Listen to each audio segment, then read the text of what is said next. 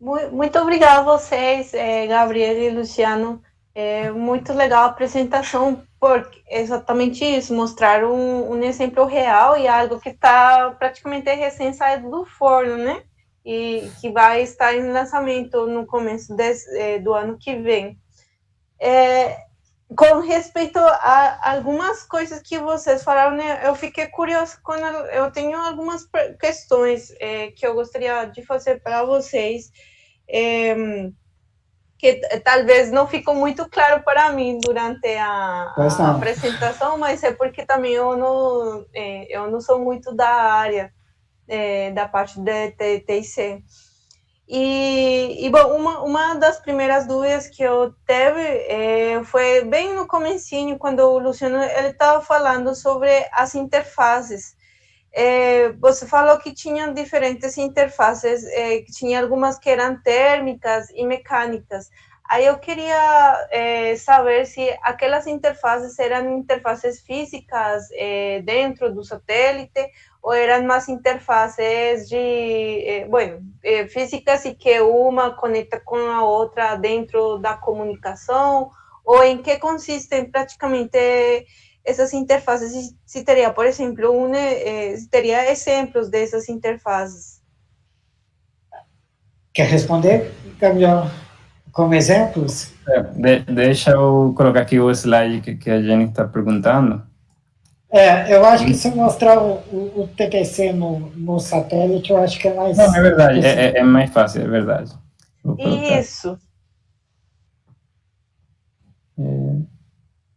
Deixa eu compartilhar a tela.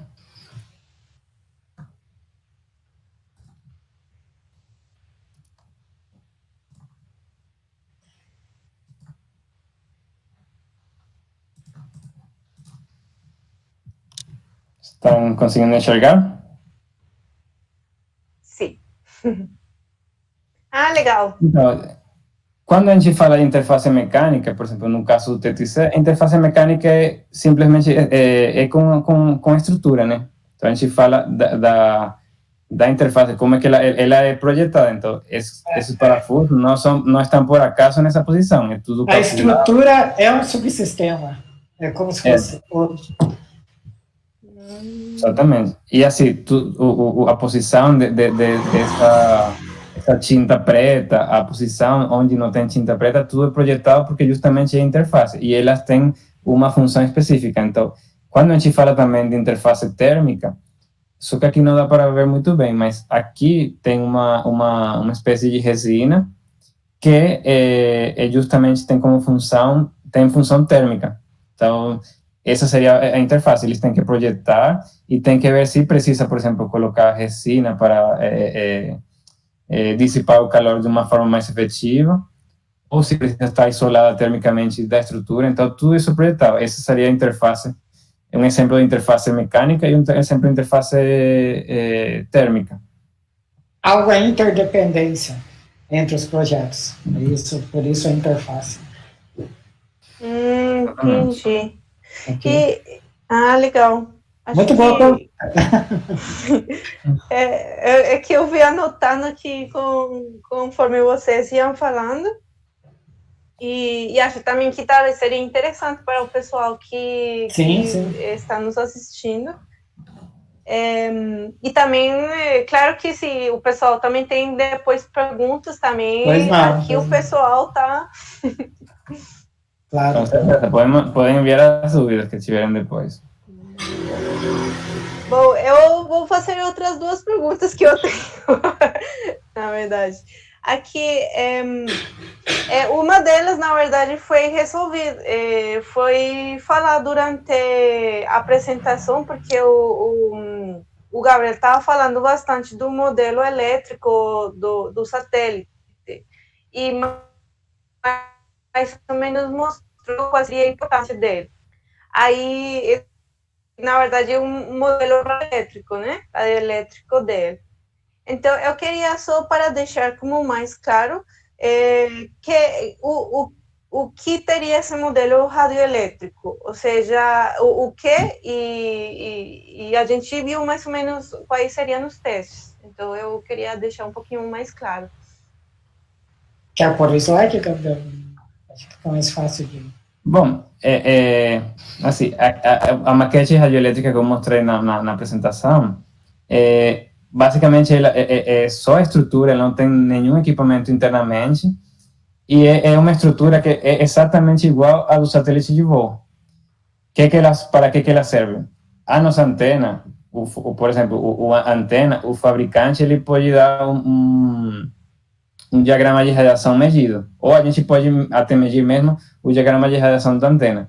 Porém, quando a gente faz integração, ou a gente coloca junto com outras partes do satélite, a gente não sabe quais propriedades emergentes vão aparecer. Então, quando a gente coloca na estrutura do satélite, a gente não sabe se o diagrama vai se manter, ou se ele vai ter alguma mudança. Então, essa maquete é justamente para isso.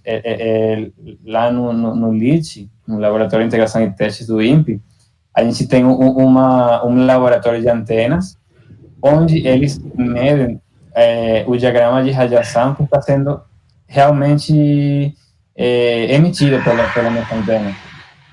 Então, a maquete simplesmente vai fornecer dados de como, de verdade, a gente espera que o diagrama vai ser num espaço. Por sinal, John, isso muda inclusive as nossas análises prévias.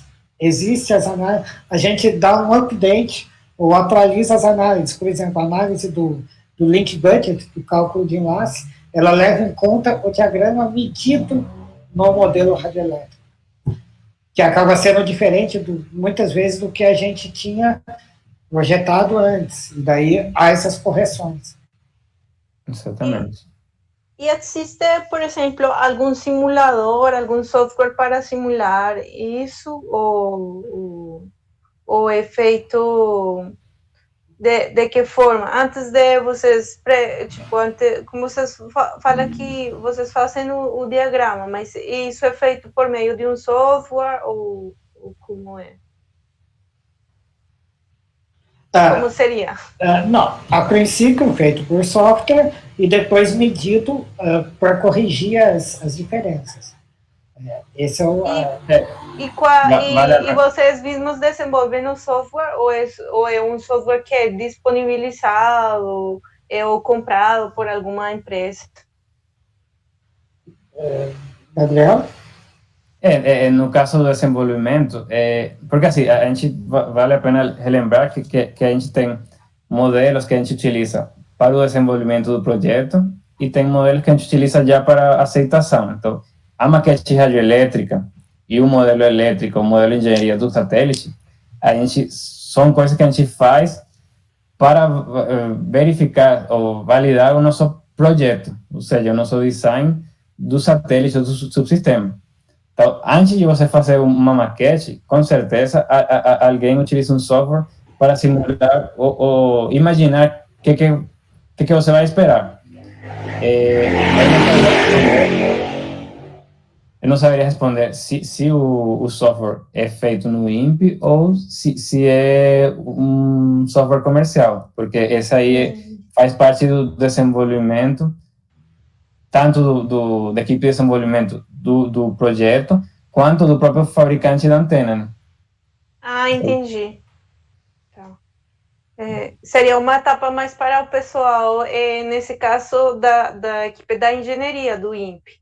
É que a gente tem separado, não sei, para o pessoal que está nos ouvindo, é porque a gente separa um pouco as equipes que exatamente fazem o desenvolvimento e a gente que é do LIT, que seria encarregado da parte da montagem e integração do satélite, de um satélite que já está desenvolvido previamente, vem com umas especificações que a gente vai executar no laboratório, é isso. Sim, mas como o Gabriel disse, o modelo ele é simulado antes da montagem e toda a parte radioelétrica, térmica e mecânica.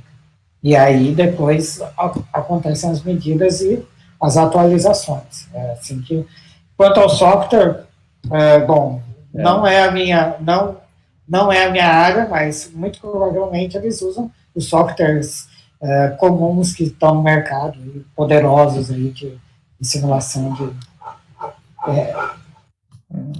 Exatamente. E, Jenny, só um comentário adicional, que assim, a gente tem essa separação entre engenharia e verificação, ou a gente de testes, é justamente porque, assim, não é que a gente não seja uma equipe em conjunto, a gente é uma equipe em conjunto, mas a etapa de verificação, o ideal é que seja feita por um terceiro, porque senão você já tem o viés do seu projeto. Então, por isso que a gente tem essa separação entre equipe de IT e equipe de desenvolvimento. Além da qualidade, que também é separada. Exato, eu então, também. Essa independência, ela é muito, muito importante. Então, é como se fosse desenvolvido pela engenharia, passado para a integração, e a qualidade olhando tudo e falando, por que isso, por que aquilo. São 3 players independentes. Legal, porque a gente vai esclarecendo essas coisas e isso é bem interessante também para o pessoal que está assistindo a gente. E assim, essa com o Visati, eu acho que é muito interessante também ter essa abordagem, porque quem revisa, quem verifica os requisitos, o ideal é que seja outra pessoa, uma pessoa, assim, a equipe pode ser pequena, mas o ideal é que tenha uma pessoa que fique meio, não questionando o projeto, mas que fique assim de olho nas coisas que quem fez pode não olhar dessa forma, com essa abordagem. Exato, sim, exatamente. Sempre a gente é bom, como nos sistemas, ter redundância na parte de, sobretudo, de verificação e validação dos sistemas.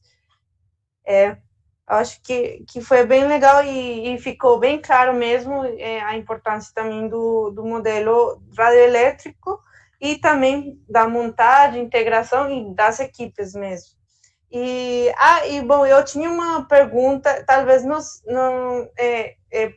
talvez possa ser o mesmo caso de que possa ser de outra etapa, tipo, essa parte que eu vou perguntar pode que seja do pessoal da engenharia, por exemplo, que tenha mais conhecimento. Mas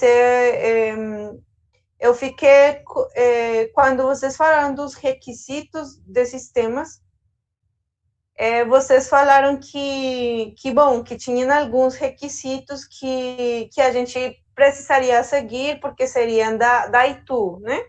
E, por exemplo, aqui no Brasil tem também a IARU, que segue, que são as normas internacionais e nacionais para você ter uma frequência e coordenar uma frequência para seu satélite. Então, minha pergunta era se no caso do Amazônia tinha algum procedimento para coordenação da frequência antes dele ser lançado, ou como acontecia no caso dos satélites grandes, e assim como o Amazônia. Se vocês tinham algum conhecimento, né? Sim, exatamente. Está tudo embaixo da ITU, da União de Telecomunicações Internacionais, e é tudo registrado. Como é que a gente pode falar? Todas as estações terrenas brasileiras, elas são registradas na ITU, elas estão no banco de dados, assim como os satélites, todas as transmissões. Então, é tudo conforme a lei internacional e tudo de acordo com as normas. Entendeu? Não seguir essas normas significa alguma sanção e alguém pode reclamar tanto nacionalmente como internacionalmente. Um acordo, eu não sei se você sabe, a ITU divide em faixas, né? Nós temos 3 faixas mundiais, então, e de 4 em 4 anos, essas alocações de frequência, elas são revisadas, ou reorganizadas, né? De 4 em 4 anos, numa reunião principal, que é feita na sede da ITU, né? Na sede da ONU. Então, enquanto isso, todo mundo se prepara, todo mundo faz as atualizações e todo mundo coloca em dia todas as suas transmissões, recepções, estações. Então, tudo isso, existe um trabalho de coordenação. Aqui no Brasil, ele é capitaneado pela Anatel, mas está todo mundo seguindo essas legislações internacionais. Não é uma recomendação, é uma legislação mesmo, da ITU. Legal. Bom, aproveitando essa pergunta e aproveitando que também a gente tem aqui um especialista que também trabalha com TTIC para QSAT, que seria o Carlos. Carlos está por aí? Oi, tô sim. Oi, Carlos. Eu também eu não sou especialista de nada, não. Bom, mas você tem bastante conhecimento na parte de TTIC, né, que tem por parte também de teu trabalho de doutorado, né? E Nossa. aí eu queria, assim, ver um meio paralelo. Primeiro, por exemplo, na parte de telecomunicação de todo o TTIC, do QSAT, por exemplo, a gente tem que ter sistemas redundantes, assim como no caso dos satélites maiores? Então, a questão de redundância, normalmente a maioria dos CubeSats, dado o tamanho, acaba não utilizando, acaba não fazendo. Como são subsistemas, a maioria das vezes, comprados de prateleira, então eles per se não tem redundância, mas algumas decisões arquiteturais da própria equipe de desenvolvimento, assim, da missão, no caso, decide por fazer uma redundância, como, por exemplo, o caso do pessoal em Natal, que a ideia inicial do CONASAT era os satélites eles serem um pouco maior do que o CubeSat tradicional, por exemplo, utilizando 8U, porque aí seriam basicamente 2 satélites dentro da mesma estrutura. Então você teria, o projeto deles era inclusive utilizando redundância a frio, né? Então metade do satélite ligado, caso acontecesse algum problema, ligava a outra metade do satélite. Então fica mais como uma decisão dessa, que normalmente, olhando cada um dos subsistemas, normalmente não é muito comum, né? Por exemplo, como o caso de, por exemplo, ter diferentes linhas de comunicação dentro do mesmo satélite, diferentes linhas de alimentação, esse tipo de coisa. É bem mais complexo, torna o projeto um pouco mais complexo, então o pessoal com CubeSat normalmente tenta não fazer, com relação às questões de redundância. E com respeito às questões de testes que têm que ser feitos para verificar e validar esses subsistemas de TTIC, quais são os que usualmente são feitos? E, por exemplo, no NanoSat CBR2, como vocês estão fazendo para testar e verificar e validar esses subsistemas?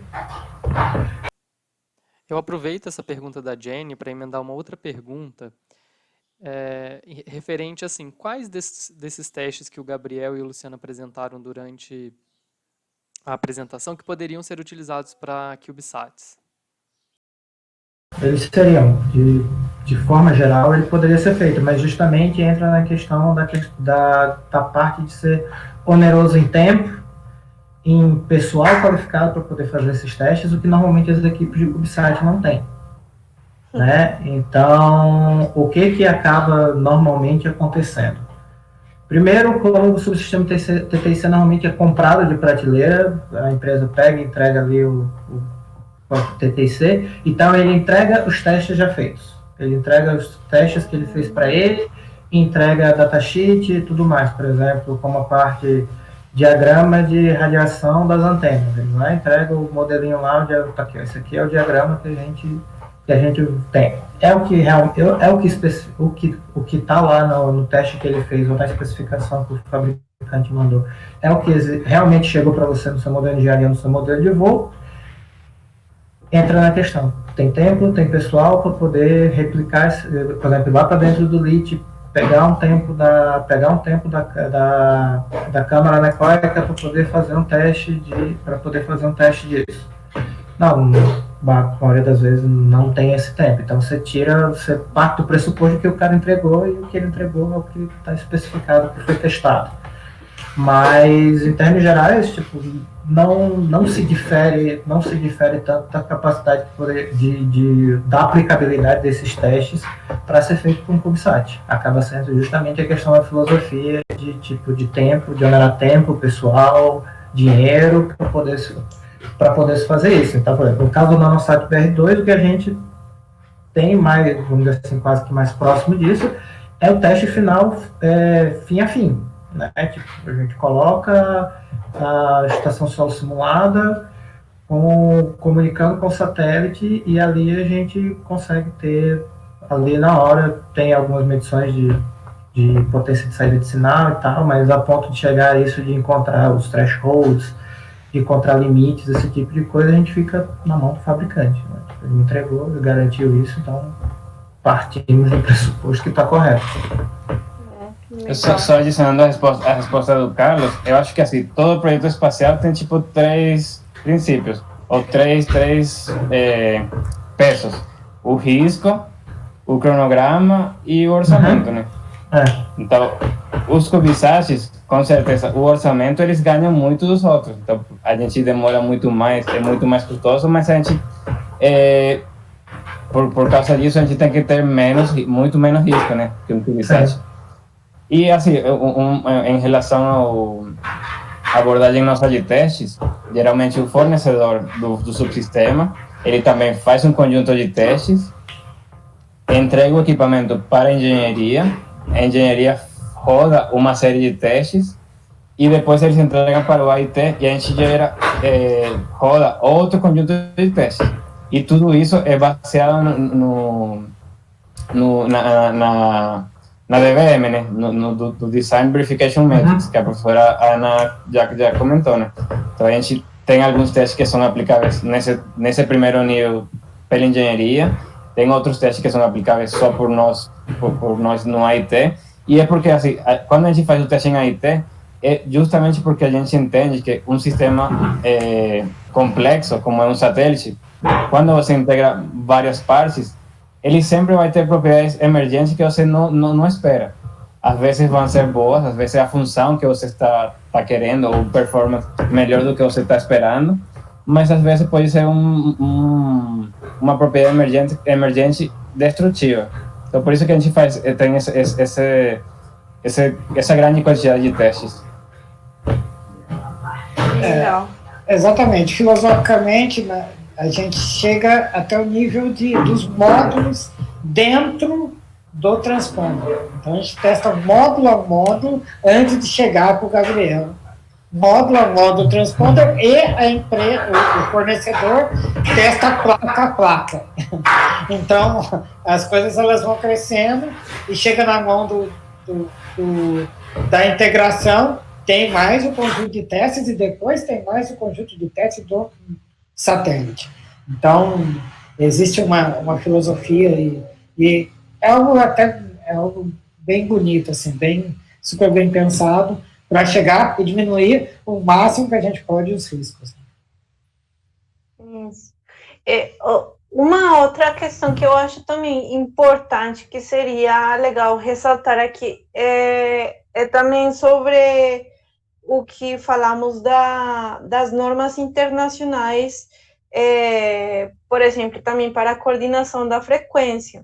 Porque muitas vezes os pequenos satélites, esses CubeSats, utilizam frequência amateur, né?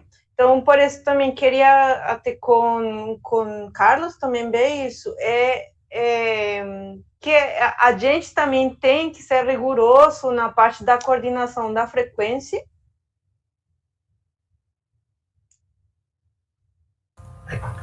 Não, vai ser o mesmo protocolo. É o mesmo protocolo. Eu acredito que talvez a única diferença é que a maioria dos CubeSats acabam utilizando faixas de rádio amador. Acabam utilizando as faixas de rádio amador. Então, vamos dizer assim, burocraticamente, talvez seja mais simples, mas existem algumas implicações, como, por exemplo, utilizar a faixa do rádio amador, a faixa de frequência do rádio amador. O satélite ele tem que carregar uma carga útil da comunidade de rádio amadora. Então, é uma coisa que a IANA, acredito que, de forma geral, a Comunidade Internacional de Rádio Amadores coloca isso, mas de resto são as mesmas legislações da ITU. Eles vão passar, dado que a gente vai utilizar a faixa de frequência de rádio amador, eles vão dar limites para transmissão de potência, os limites o limite da faixa, o limite para potência máxima transmitida, não interferência em outras faixas, nível de interferência em outras faixas de frequência, e CubeSats que acabam utilizando outras faixas de frequência, como por exemplo a própria banda S, tal, vai entrar dentro da política que seja específica para aquela faixa. Eu acredito até que o Luciano pode explicar melhor, acho que o Amazônia vai utilizar a banda S, só que é uma faixa de frequência da banda S designada para o viés científico, né? Tipo, não é qualquer serviço da banda S, não é qualquer faixa da banda S ou qualquer faixa. A faixa designada para serviços científicos.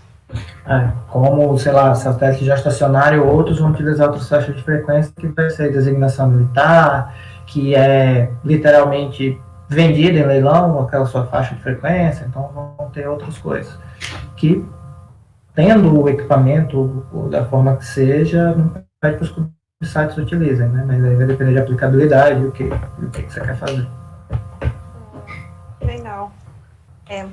Desculpem tantas perguntas, mas acho bom deixar um pouquinho esclarecido, mas para os meninos também que vão começar a desenvolver seus pequenos satélites, deixar esses pontos claros. Bom, minhas perguntas já acabaram. Agradeço muito vocês pelas respostas, também o Carlos. Não sei se o Ítalo e o Carlos também têm algumas perguntas que gostariam de fazer. Estamos almoçando um pouquinho.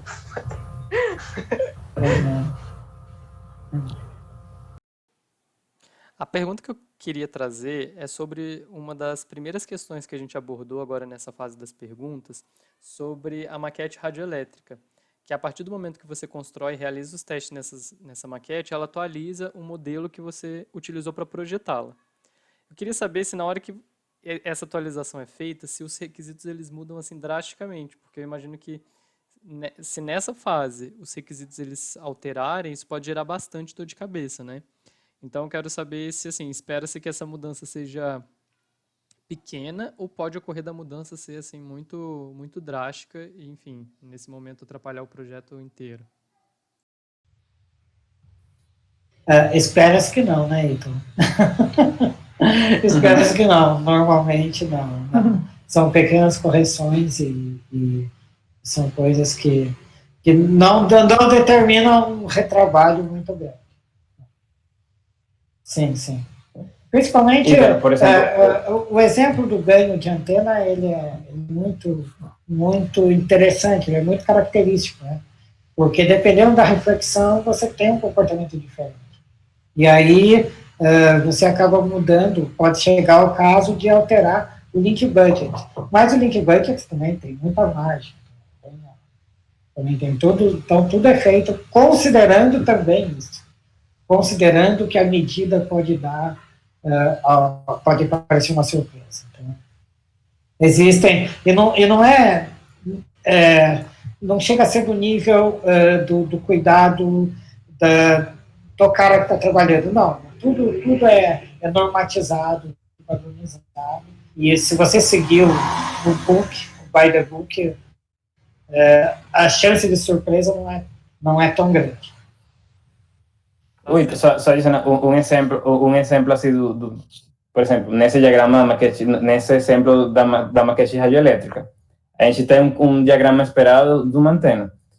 Só que acontece que a gente foi lá, criou a maquete e, por exemplo, o diagrama mudou. E aí a gente faz uma análise, por exemplo, e percebe, é o sensor de estrelas que está atrapalhando.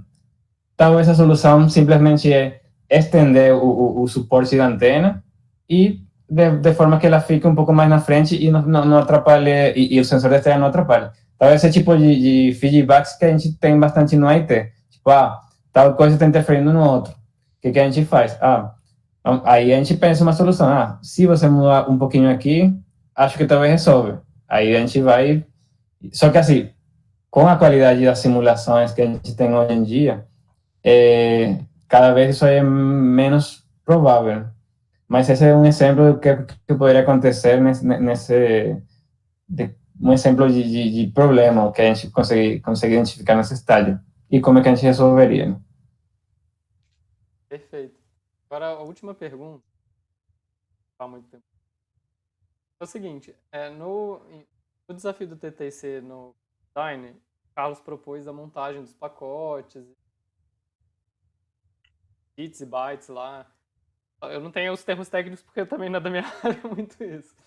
Mas como que vocês coordenam esses testes bits? Eles são realizados, por exemplo, projeta um sinal e aí gerar e aí essa OBDH é codificada, enviada para algum dos equipamentos. Tudo é coordenado também. O que vocês fazem?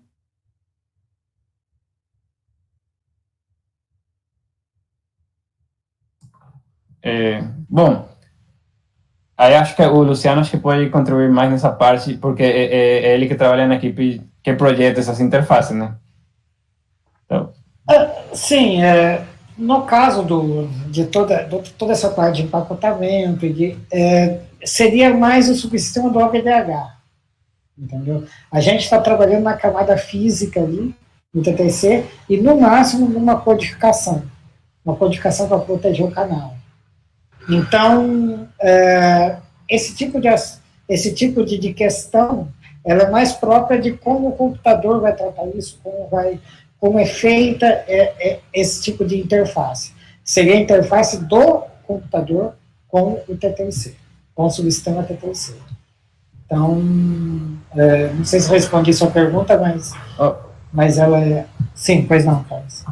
O que a gente faz assim, em nível de integração é que, por exemplo, a gente verifica essas interfaces elétricas. Então, por exemplo, a gente pega a pinagem na qual o computador vai fornecer o sinal e a gente verifica, por exemplo, com um osciloscópio, que o sinal está na frequência que a gente está esperando, que a característica do sinal esteja conforme a gente está esperando, por exemplo, a tensão pico-pico, etc. E garantindo que a gente pode conectar no transponder e não vai pôr em risco o equipamento, a gente conecta, né? Depois que a gente conectou e ligou o satélite, o nosso feedback é o comportamento próprio do satélite. Ou seja, se a gente não receber a telemetria, então tem alguma coisa errada, né? A gente verifica primeiro que não tenha risco de conexão, a gente conecta e depois verifica funcionalmente. E isso a gente faz na primeira etapa da integração, muito antes do que a gente fala, a gente chama de testes, a gente chama mesmo integração. A gente garante que as partes conversem entre elas, dessa forma. Naturalmente que já houve casos que a gente teve que investigar também, como é feito o empacotamento, né? Às vezes acontece para ver se isso não está influenciando ali na camada física nossa, né? Quando alguma coisa, como o Gabriel falou, alguma coisa que não vai bem. Mas, assim, seria uma parte diferente, né? A gente já está mexendo no empacotamento. Não, complementando até um pouco, parte também da questão de decisão da arquitetura do próprio satélite. O fato de, por exemplo, acabou que a gente colocou a parte de empacotamento dentro da parte de TIC, é algo que acaba sendo muito comum aos CubeSats. Porque, mais uma vez, quando eu comprar de prateleira, a gente está utilizando faixa de rádio amador, o subsistema TTIC ele já faz um empacotamento para protocolos, por exemplo, de rádio amador. Então, o computador de bordo vai fazer um empacotamento a definir da missão. No entanto, outra parte do empacotamento é feito pelo TTIC da maioria dos CubeSats, obviamente. Assim, são poucos os projetos são poucos os projetos que eu vi onde a equipe de desenvolvimento do próprio CubeSat desenvolveu todo o sistema TTIC, porque como eles mostraram, é um subsistema extremamente complexo, principalmente nesse nível de camada física.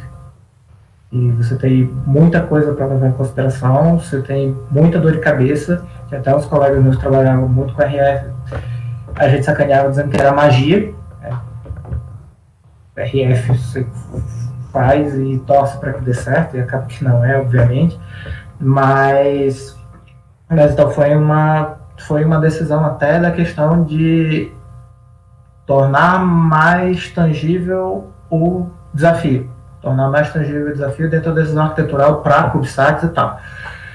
Mas fica até como adendo a ideia que para CubeSats virtuais futuros a gente entre mais no detalhe nesse nível de modelagem da parte de radiofrequência, da parte de processamento digital de sinal e tal, que era inclusive minha ideia inicial, só que eu desisti porque eu vi o tamanho do trabalho que eu ia ter. Muito bem. Carlos, você tem alguma pergunta? Eu tenho só duas curiosidades, na verdade, até com relação à Amazônia. Vocês falaram do modo não coerente. A questão de utilizar o modo não coerente é apenas para caso vocês tenham um problema com o oscilador interno do transponder, alguma coisa do tipo? Não, assim, na verdade, bom, o Luciano pode depois complementar, mas a gente tem esses dois modos, é justamente porque a estabilidade que a gente consegue em terra é muito maior do que a gente vai conseguir a bordo, né? Então, por isso que a gente teria esse modo coerente, a gente consegue ter uma estabilidade muito maior do que o próprio oscilador, mas o próprio oscilador, ele é especificado uma margem na qual ele pode oscilar essa frequência, e o Amazônia, ele, desde o início, ele está passando nesse quesito, né? O Luciano pode adicionar mais? Não, nada complementar, é isso aí mesmo, é questão de estabilidade mesmo, entendeu? Então a gente tem dois modos para trabalhar, ou a gente usa o turnaround ou o direto. Beleza. E a outra coisa é que é uma antena, né? Só tanto para uplink como para downlink no Amazônia, né? Aí é o que ela funciona em full duplex, half duplex, como é que funciona? Essa questão de sincronizar a recepção com transmissão. Elas estão trabalhando em faixas diferentes, né? Sim. Então, mas eu falo porque vocês têm um acoplador. O acoplador em si, tipo, vira um gargalo para os dois sinais, não? Não, porque eles são isolados, né? Eles são, no próprio duplexer já há essa isolação. Então, para o receptor e para o transmissor.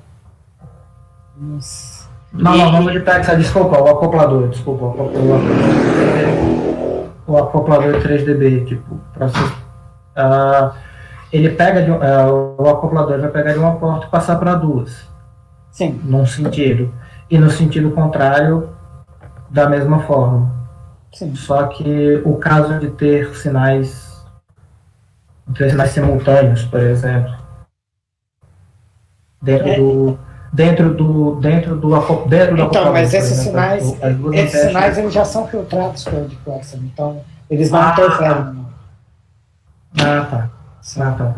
Aí é que está o projeto. E a híbrida, ela é larga, né? Ela é faixa larga. Então é como se você... Não, tranquilo. Beleza, boa pergunta. Pergunta de concurso. Pergunta difícil. Bom, obrigado pelas questões, foram bem interessantes. Muito obrigado a vocês, interessante. realmente. Obrigado a vocês. Realmente, Bom, precisando outras questões de vocês ou do pessoal, fiquem à vontade, tem meu e-mail na apresentação, do Gabriel também. a gente fica muito feliz com a participação. Muito obrigado. de vocês. Muito obrigado, Gabriel. Muito obrigado, Luciano. Eu acho que as equipes vão aprender muito com essa aula que vocês fizeram. É o nosso agradecimento online de tudo. Obrigado. A gente que agradece. Boa noite a todos. Show. Boa noite. Tchau, tchau. Tchau, pessoal.